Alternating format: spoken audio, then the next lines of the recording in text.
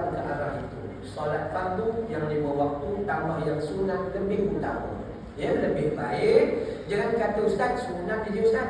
Awak tak buat ke? Tak ada. Sebab apa sunat? Sepanjang hidup pakai penyunat lagi. Bila nak masuk syurga? Baik. Perkara pertama dalam solat adalah berdiri tegak. Berdiri tegak, kaki kanan dengan kaki kiri longkang di tengahnya mengikut mazhab Imam Hanafi 4 jari je. Kat tengah ni lelaki dan perempuan 4 jari je longkang. Lebih kurang macam ni. Badan saya tak selesa. Berat 80. Kan? Mungkin orang perempuan ni takut dia bagi berat badan dia tu kan. Tapi berat 80. Jadi bila kita solat ni dia macam dia goyang, dia tak selesa. Maka saya suka mengikut mazhab Imam Asy-Syafi'i satu jengkal. Dan alhamdulillah saya rasa selesa. Tapi ada orang yang masih tak selesa, badan dia lebih besar, paha dia ni bertembung di bahagian tengah ni. Akhirnya dia terpaksa ambil pandangan Imam Maliki dan Imam Hanbali. Dia buka sikit. Alhamdulillah. Jangan marah kalau orang tu mengangkat. Sebab dia kangkang sesuai dengan badannya. Yang jadi tak boleh berat 45, kangkangnya 60. Tak boleh. Itu tak boleh. Okey, selesai. Kemudian niat di mulut ke di hati? Hati. Jadi contoh saya solat zuhur, usalli fardal asri.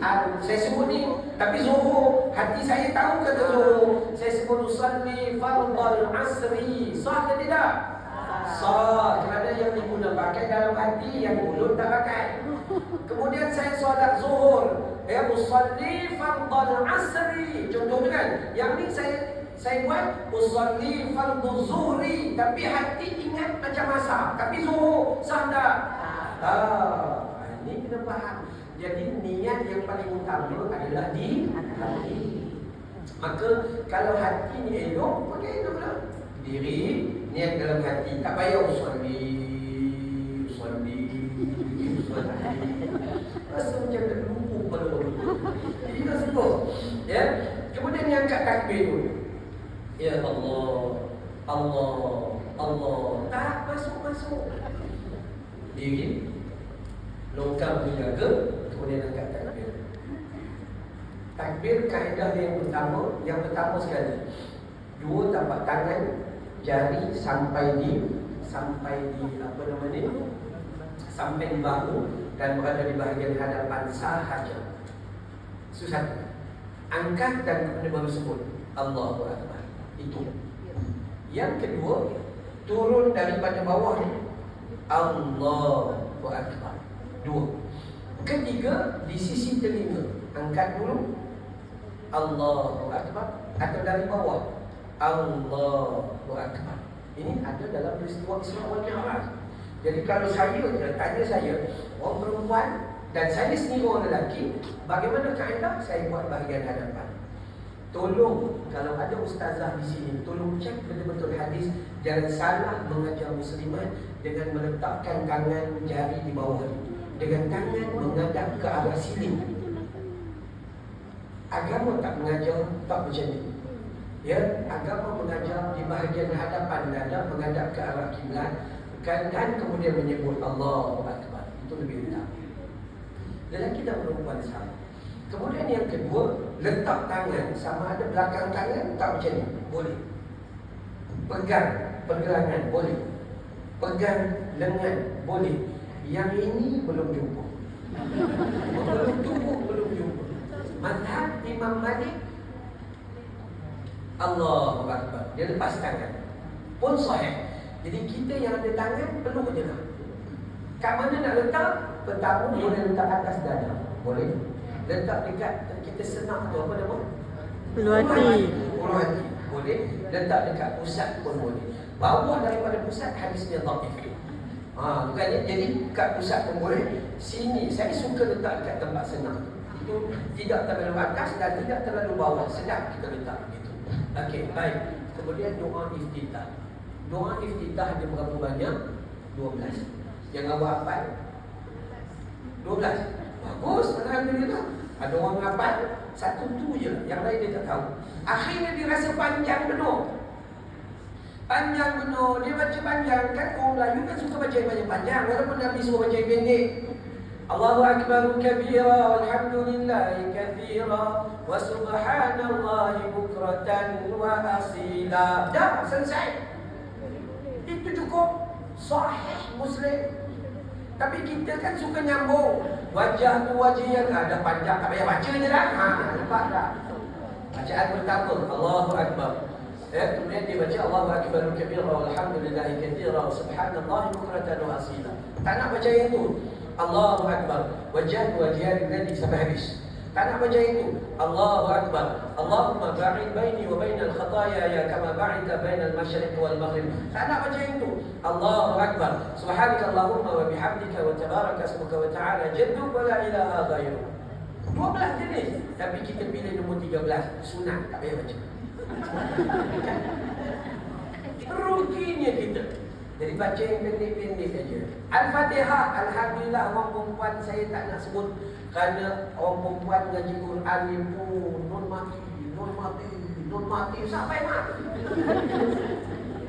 Orang perempuan biasanya kalau ditanya non mati jumpa tak? Ikhfa ustaz, dengung 2 harakat. Hujung mat alif disukun. Mat apa itu mat lah segala macam. Tanya laki dia, nun mati jumpa ni bang, nun mati jumpa ni, benar-benar mati. Cerita lagi. Okey, orang perempuan saya tak kisah, cuma yang belum belajar Al-Quran, cari kumpulan yang pakai baju biru ni. Belajar Al-Quran. Paling tidak membetulkan sedikit sebanyak jadilah. Ya, itu paling penting. Surah, ketika baca surah Al-Fatihah, baca dengan betul, jangan baca apa? Bismillahirrahmanirrahim. Bismillah. Alhamdulillahi rabbil alamin. Alhamdulillah. Tak ada. Siratal ladzina an'am. Hei, tak boleh gitu. Maka kita buat dengan betul. Baik. Bacaan surah yang mana lebih baik? Surahnya adalah surah yang awal diturunkan lebih utama. Kita orang Melayu, dia ngaji di belakang. Muqaddam. Daripada umur 6 tahun muqaddam sampai 66 tahun muqaddam. Dia ada mau 6 jahanam tidak. Patut kita baca di atas surah Al-Fatihah, Al-Baqarah, Ali Imran, An-Nisa, Al-An'am, Al-Ma'idah. Itu sepatutnya. Jadi surah katakanlah Allahu Akbar. Surah yang pertama Bismillahirrahmanirrahim. Qul ya ayyuhal kafirun la a'budu ma ta'budun. Rakaat kedua mungkin dia baca Qul huwallahu ahad, mungkin dia baca An-Nas atau Al-Falaq. Cuba bayangkan Allahu Akbar. Bismillahirrahmanirrahim. Qul a'udzu birabbin nas. Rakaat kedua kau nak baca apa? Bahkan surah An-Nas adalah surah 114. Awak ada 115 ke? Jadi barang siapa yang terbaca surah An-Nas pada rakaat pertama, maka ulangi surah yang sama pada rakaat yang kedua. Itu sunnah. Okey, baik. Kemudian bila qiyam nak turun rukuk, sunnahnya mengangkat tangan. Kita nak qiyam, jangan turun terus gitu. Sunnahnya mengangkat tangan. Angkat tangan dan baru turun. Allahu Akbar. Sorry sekejap. Saya ceramah, saya nak buat sungguh-sungguh biar orang faham.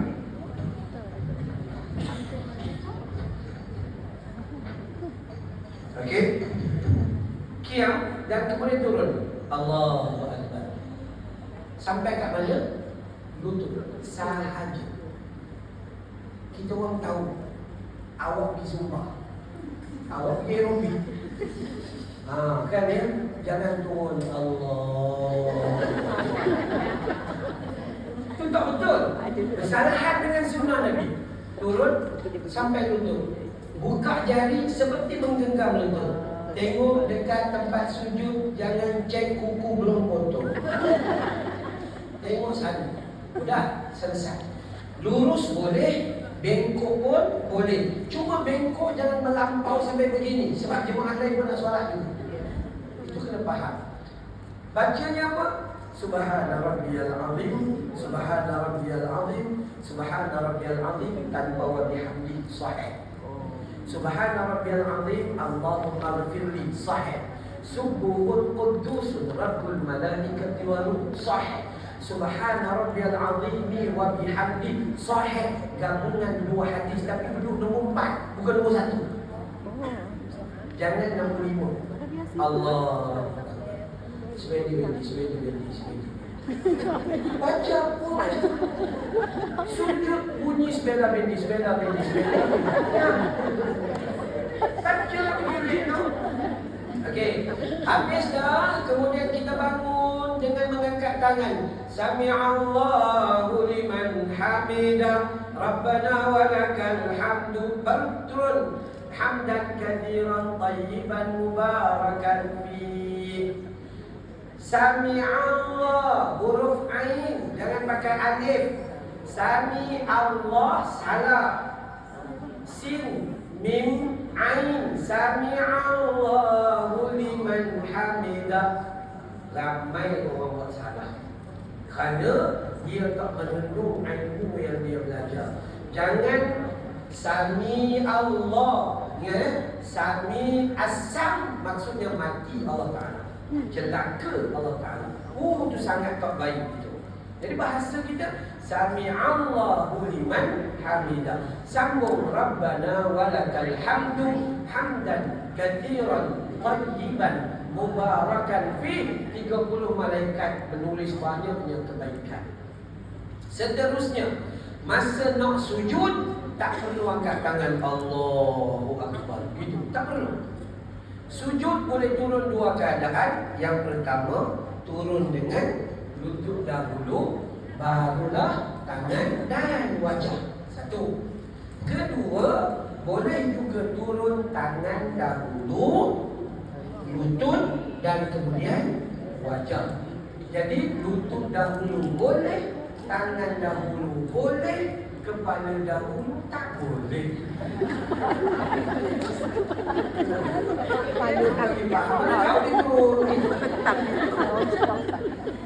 Okey, baik. Habis dah. Duduk tahiyat sama bagi orang lelaki dan perempuan.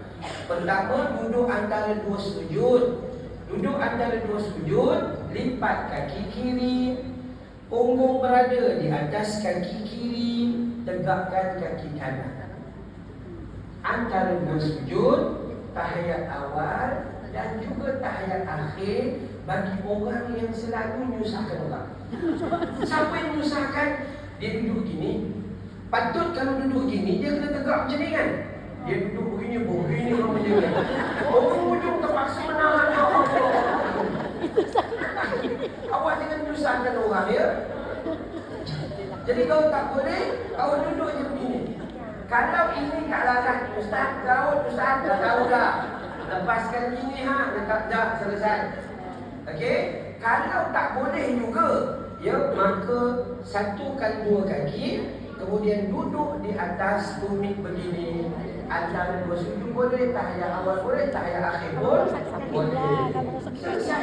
Yang tak boleh, ni mana datang? Ini tak ada lah, mas. Jangan mandai-mandai. Satukan kedua kaki kiri dan kanan, ni mana datang? Tak ada. Ini memang tak ada, jangan pandai-pandai buat. Dan satu lagi yang lebih buruk, Nabi kata al-kalbun al-yaqadum jadi. Salah. Tak betul langsung. Jadi sebab itu bila kita nak solat, harus bertepatan mengikut apa yang telah diperintah dalam Isra wal Mi'raj. Kemudian tahiyat isyarat musabbihah. Bagi madhab Imam Hanafi, asyhadu an la ilaha illallah. Terus balik dah habis. Asyhadu an la ilaha illallah. Dah habis.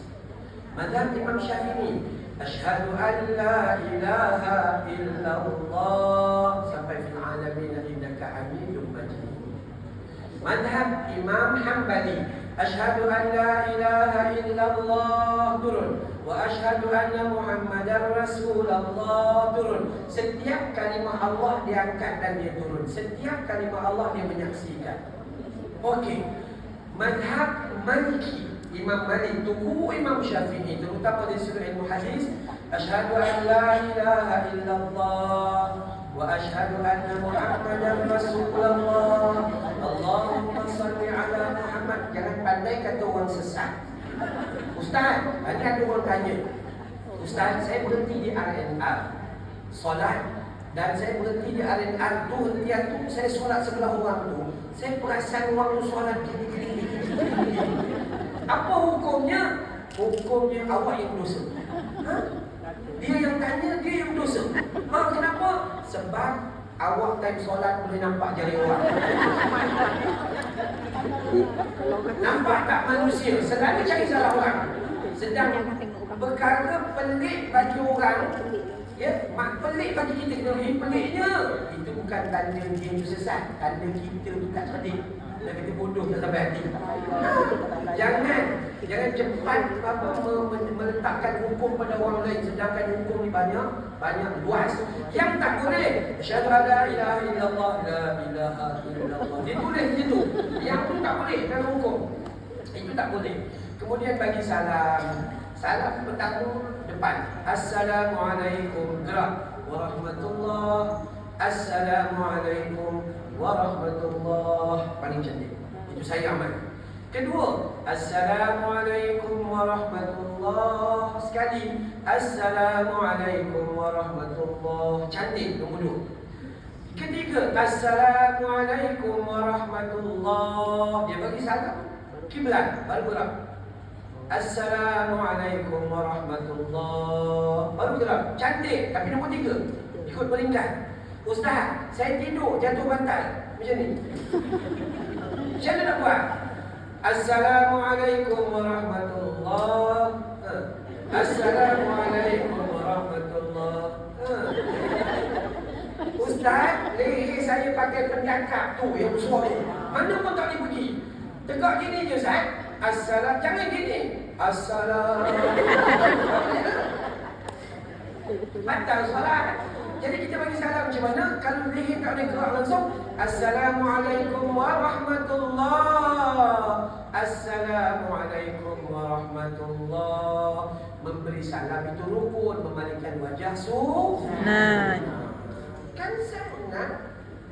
Yang awak tu bagi salam, Assalamualaikum warahmatullah. Siapa nanya? Itu yang jadi masalah. Entah apa dia tengok, dia tak tahu. Dongak sini, cantik lampunya. Cantik lampunya. Dah, sebenarnya sekali pandang dan sekali. Sekali pandang dan sekali. Dah selesai dalam pada salat. So, saya pun ceramah tak nak lama-lama. Tapi nak bagi tahu itu. Nak bagi tahu bahawa kalau kita nak berjaya dalam hidup, berdasarkan Isra wal Mi'raj, jaga salam. Sebab orang yang berdoa kebaikan kepada orang lain, orang lain belum dapat, dia dah tentu dapat.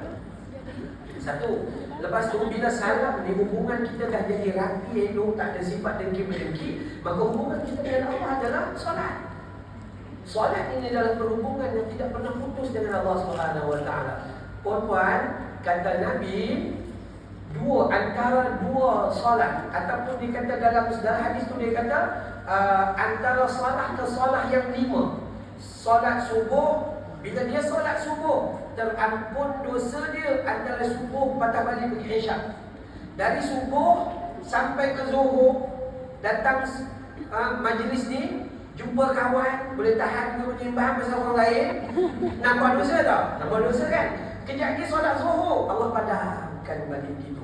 Maka orang yang solat 5 waktu, dia sentiasa berada di dalam zon keampunan daripada Allah Subhanahu Wa Taala. Baik, 1-2 soalan sebelum saya tutup, silakan. Kita buat program Tanyalah Ustaz, TV Nurul Jannah. Kalau ada soalan silakan. 1-2 minit, silakan.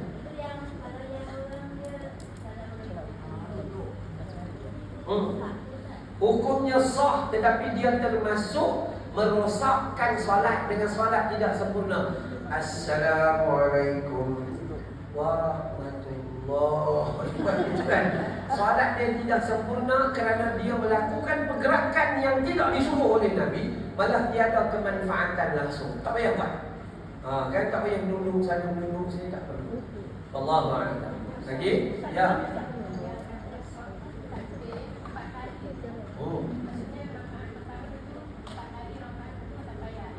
Okey, maksudnya angkat tangan tu ya. Okey, angkat tangan ni ada 4. Yang pertama takbiratul ihram, Allahu akbar. Kedua masa rukuk, Allahu akbar. Ketiga ketika sami'allahu liman hamidah, kan? Itu yang ketiga. Keempat, naik daripada rakaat yang kedua dan menuju rakaat yang ketiga. 4 kali sahaja. Awak jangan pandai buat 8 kali angkat tangan. Tak perlu. Tak perlu, yang lain tak perlu. Hanya 4 tempat tu sahaja yang mengangkat tangan. Awak jangan pandai sujud mengangkat tangan. Rakaat keempat, Allahu akbar. Tak ada. Dan kadang-kadang kita yang Nabi suruh buat, kita tak buat. Yang Nabi tak buat, kita pula nambah-nambahan. Maka buat 4 tu lebih utama berdasarkan hadis. Siapa tadi? Ya. Kita ambil wuduk. Lepas ambil wuduk, solat kan. Tapi orang kata boleh bila-bila solat. Kita dah solat lagi wuduk tu. Solat wudu. Solat wuduk. Okey, solat wudu ni sunnahnya buat setiap kali selepas ambil wudu. Nak ambil wudu, nak pergi kenuri kahwin. Kadang saya selalu itu. Sentiasa bila saya pergi bilik air, saya akan pastikan saya wudu. Lepas tu kalau di rumah, solat sunat wudu. Masa kita nak pergi masjid, solat sunat wudu. Masa kita nak pergi mana-mana, asal selepas wudu je. Selepas wudu, maka solat sunat wudu. Berapa rakaat? 2 rakaat aja. Ya, kau buat dua tu kenapa? Tak perlu. Nabi ajar buat 2 rakaat aja. Jangan beban. Contoh kita buat solat duha, Nabi buat 8 rakaat, kita sampai 28. Itu tanda duit tak ada sangat lah tu. Besok bila ada duit, 2 rakaat pun tak nak buat. Maka bila Nabi suruh buat 2, maka kita buat 2 je. Kalau nak juga buat banyak. Ambil wudu, buat. Batal, ambil wudu, buat. Batal, ambil wudu, buat. Hari pun tak buat lah. Udah, tak payah lah. Buat kopi bagi suami je. Macam bodoh ke apa. Bila masa dah ada wuduk ni, dah ada solat, nanti buat lagi. Bila masa buat lagi. Boleh. Tak ada masalah. Tak ada masalah. Dia macam ni. Bahasa mudah difahami adalah 1 wuduk, 2 rakaat sahaja. Bila ambil wuduk baru, 2 rakaat lagi. Bila ambil wuduk baru, 2 rakaat. Bukan bermaksud 1 wuduk, 2 rakaat solat sunat wuduk, tak. Tapi solat sunat mutlak dibenarkan. Buat bila solat sunat mutlak apa saja. Baik, lagi? Sila. Solat sunat boleh kadang. Contohnya kalau kata solat subuh tu, dia lambat bangun, dia sembahyang solat wajib. Itu dia kata 2 rakaat yang sunat. Okey, cantik soalan dia. Memang biasa jadi dengan kita. Kita kalau pergi kerja, rajin bangun awal. Bila hari cuti, alat tu ditutupnya. Tiba-tiba 8.45, coy. 8.45 pagi. Apa perlu kita buat? Bangun, gosok gigi, ambil wudu, solat sunat subuh dulu 2 rakaat, dan kemudian solat subuh 2 rakaat tanpa ucapan qadha. Tanpa ucapan qadha. Kenapa? Dalam hadis menyebut solatlah kamu ketika kamu ingat. Tadi tak sedar diri, mimpi, kan tidur dil pagal he. Dia tidur gitu. Akhirnya dia jaga pukul 8. Pahalanya seperti solat di awal waktu. Melainkan kita datang ke masjid nak solat subuh berjamaah, datang tu imam angkat takbir subuh lah. Ketika itu masuk solat subuh, dan selepas bagi salam gerak tempat lain, qadha solat sunat qabliyah subuh. Dibenarkan dalam hadis yang sahih. Boleh. Kalau kita solat dengan imam tak sempat dengan takbir imam tu, maka kita solat fardu bagi selesai dulu. Tapi kalau kita sendiri di rumah, kita kena buat yang sunat dulu. Okey, soalan lain. Bagus ni. Sila. Solat sunat awabin ini adalah perkara yang khilaf. Ada orang kata di antara maghrib dengan isyak ada 6 rakaat, bacaan sekian. Tapi dalam hadis yang sahih kita tak tahu. Kalau tanya saya, kita belajar tentang solat sunat awabin. Maksud solat sunat awabin adalah solat sunat duha pada waktu siang, bukan pada waktu itu. Kalau tanya saya, jangan buat kerana tak ada hadis yang sahih. Kalau nak buat solat duha. Nabi buat 8, kita buat 8. Jangan buat 2. Duit nak banyak. Kan? maka hak malam tu jangan buat. Kenapa? Sebab hadisnya tidak ada yang sahih. Melainkan awabin yang dimaksudkan adalah solat sunat duha daripada pukul 8 sampai pukul 12 buat. Wallahu a'lam. Lagi? Duha. Kalau nak satu niat boleh buat 8 rakaat satu salam. Takut terlupa je. Sahaja ku solat sunat duha 8 rakaat kerana Allah Ta'ala. Allahu Akbar. Rakaat pertama dia tanya, apa rakaat terakhir? Itu tak boleh. Maka tak, niatnya adalah 2 rakaat, 2 rakaat, 2 rakaat. Sebab tu poin kita tak terlupa. Sebab kita kan selalu lupa. Nabi kata ada jin dan setan datang pada kita, lantas sebut di telinga kita, uzkur kada wa kada, ingat yang ini, ingat yang itu. Kata Nabi sehingga mereka terlupa. Mereka berada di rakaat yang keberapa? 3 ke 4, 3 ke 4. Kita pula malas 4 je lah. Okey, baik. Soalan terakhir. Ya.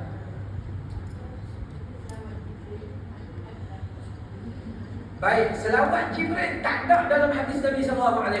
Minta maaf cakap. Selawat yang ada ni cuma satu je. Selawat seperti mana dalam tahiyat akhir.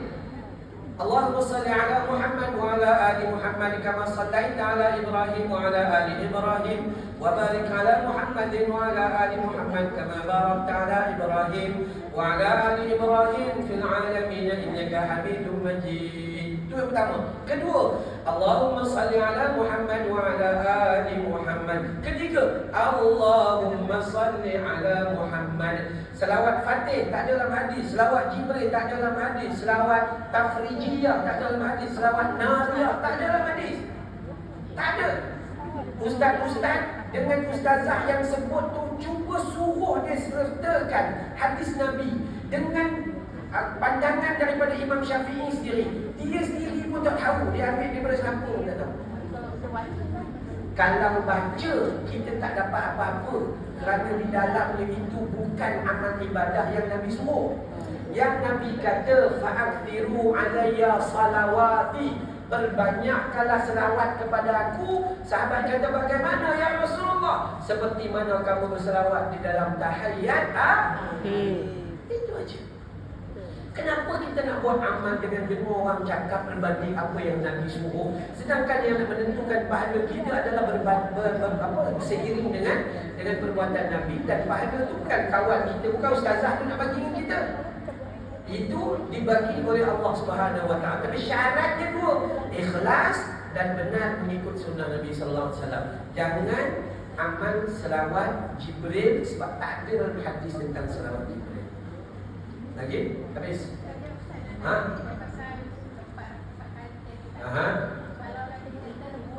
Kalau kita terbuat Allahu Akbar, Sami Allah angkat, patutnya 4, dia jadi 5. Apa hukumnya? Kalau kita buat itu kerana kita tidak sengaja menambah, maka hukumnya tak dosa.